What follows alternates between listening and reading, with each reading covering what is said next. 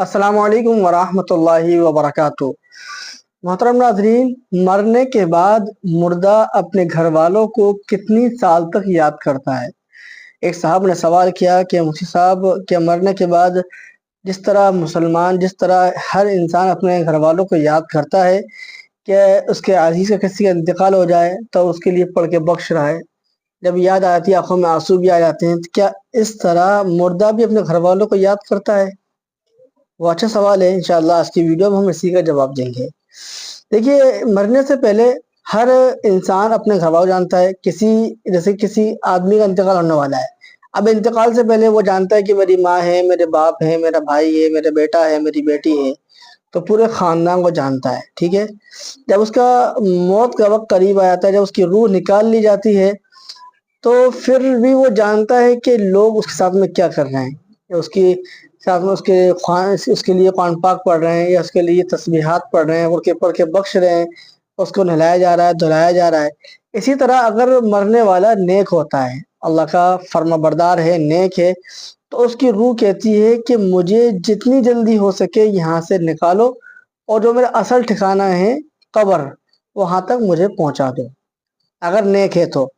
और अगर नेक नहीं है, बद है, यानी गुनाहगार है, नाफरमान है, और अल्लाह की नाफरमानी करने वाला है, तो उसकी रूह कहती है कि मुझे यहाँ से मत निकालो।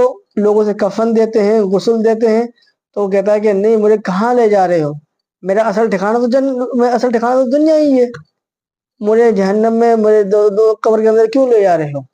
जब उसको कब्र के अंदर उतार देते हैं, जब लोग फातिहा ख़्वानी करते हैं, लोग पढ़ते हैं, कफन दफन करते हैं, जब तक तो वो लेटा रहता है। जैसे ही उसके घर वाले कफन दफन कर कर और उसकी कब्र को बंद करके जाने लगते हैं, तो वो कब्र के अंदर जिंदा हो जाता है और लोगों की पैरों की आहट भी सुनता है। हदीस में यही अल्फाज आते हैं। इसके बाद कब्र के अंदर उसके साथ वैसे ही मामलात होते हैं जो उसके साथ दुनिया में थे। यानी अगर वो नेक था तो उसके साथ नेकी का मामला होता है, जन्नत की खिड़की खोल दी जाती है। अगर वो गुनाहगार था, नाफरमान था, तो जहन्नम की खिड़की उसके लिए खोल जाती है, उस पर अजाब क़यामत तक होता रहता है। और इसके बाद जब उसके घर वाले उसके लिए पढ़ के बख्शते हैं, चाहे वो एक दिन के बाद पढ़ें, 2 दिन के बाद पढ़ें, साल भर के बाद पढ़ें, कभी भी पढ़ें, या उसकी कब्र पे उसके घर वाले आते हैं तो वो अपने घर वालों को देखता भी है, सुनता भी है, उनके सलाम को जवाब भी देता है। क्योंकि अल्लाह के नबी सल्लल्लाहु अलैहि वसल्लम ने बदर के मक़तूलीन को बाकायदा मुखातब करके से कहा था, क्या तुमने अपने रब के वादे को पा लिया? मैंने तो पा लिया। इस पर हज़रत उमर रज़ी अल्लाह ताला अन्हु ने उनसे कहा था, या रसूलल्लाह, क्या मुर्दे सुनते हैं? तो रसूलुल्लाह ने फरमाया था, जी हाँ, सुनते हैं। तो इससे बात मालूम होती है कि मुर्दे सुनते भी हैं। तो कब्र के अंदर मुर्दा लेटा होता है, उसके घर वाले उससे फातिहा ख़्वानी करते हैं, तो उनके उस सवाब को महसूस भी करता है, और अगर उसकी कब्र पे आते हैं तो उनके सलाम का जवाब भी देता है।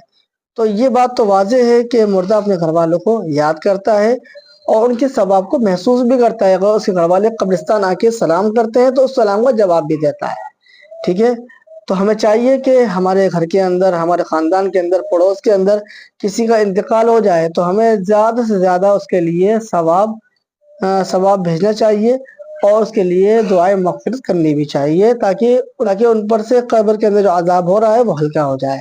अल्लाह रब्बुल आलमीन हम सबको अपने मरहूमीन के लिए खूब ज़्यादा इसाले सवाब करने वाला बनाए। आप इस क्लिप को खूब शेयर करें, ताकि जो लोग इस गुमान में रहते हैं कि मरने के बाद इंसान न तो अपने घर वालों को याद करता है, न कुछ करता है, तो वो इस क्लिप से मुकम्मल फ़ायदा उठा सकें और अपनी जानकारी को बढ़ा सकें। मिलते हैं किसी नेक्स्ट वीडियो में। अस्सलामु अलैकुम वरहमतुल्लाहि वबरकातुहू।